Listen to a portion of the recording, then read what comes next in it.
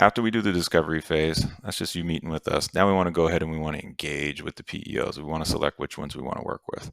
So first thing you want to do is initial scope and goal setting. So either you or your broker or whomever is actually communicating to the PEOs really needs to come in knowing what you want. You'll just have a better sales process.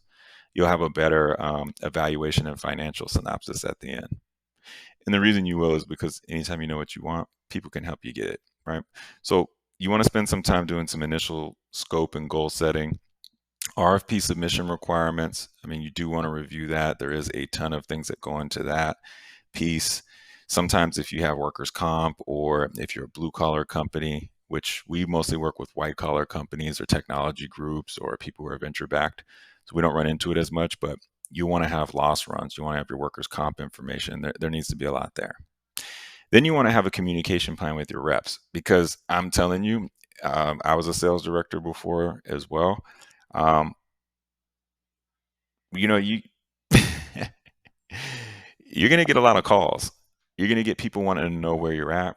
What are you thinking? Do you want to make a decision? And you may not all the way be ready for that yet. Why? Because different PEOs take different timelines to get the insurance quotes back, right? So next thing you want to do is you want to have a communication plan. And if you do, the sales reps, a lot of times they'll leave you alone and you won't get so many calls. Because if you're evaluating 5 or 6 different PEOs at the same time, you're going to get a ton of calls and a ton of follow-up, and then you're going to get the manager and all these different people trying to get your attention.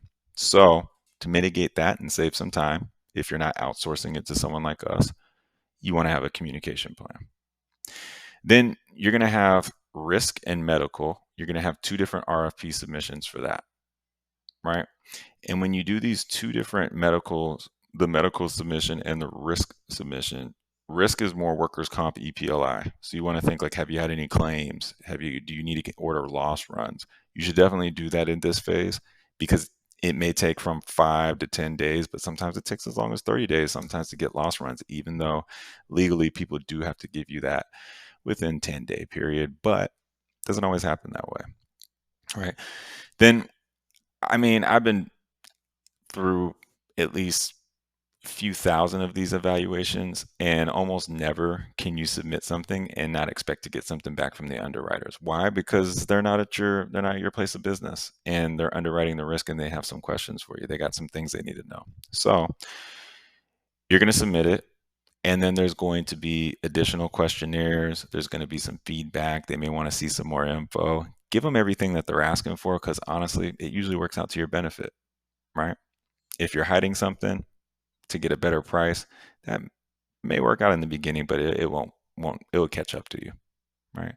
So the other thing is being mindful of how many PEOs you're working with because if you're to use like all of these, right? Insperity, ADP, JustWorks, Engage, Rippling, Implova, Venture, Co-Advantage, and look at the open market, which is like level funded plans, Cigna, Aetna, Blue Cross Blue Shield, Kaiser, all these different places. You really are going to spend a lot of time going back and forth and getting a lot of data. So the more time you end up spending in the beginning preparing your RFP data, the better in the long run. Now let's go to this. So there'll be some signatures that you got to make because at the end of the day, they're going to give you pricing, they're going to quote you, and then they're going to move forward with a quote, give it to you based on the information that you gave them. If any of that stuff is false or off, then, well, guess what? They have the right to reevaluate the group and put the risk in the right category.